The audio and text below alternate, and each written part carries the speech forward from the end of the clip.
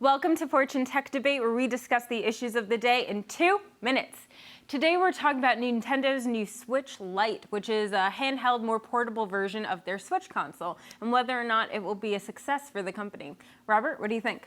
You know, maybe there are some people out there for whom this device will be suitable, but personally, I think that Nintendo is going to have a hard time selling this. A lot of the avid gamers out there, Nintendo's target market, they have Switches already. This has been available for years now, and they've already shelled out $300 to get their hands on it. So why are they going to go out and buy something now that's worth $200 and has less capability than the other thing they already have?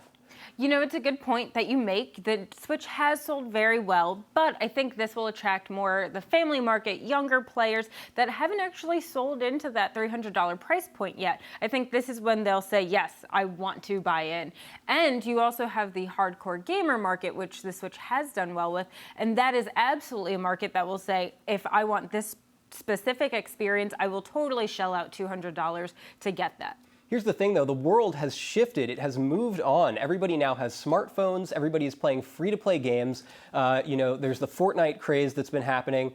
And that's where you need to meet gamers in that space. You don't have to sell them new custom hardware. I think Nintendo is going to have a hard time justifying their business model of having these new sorts of devices to sell people when you've already got devices out there people can use to play these sorts of games and not spend more money on them.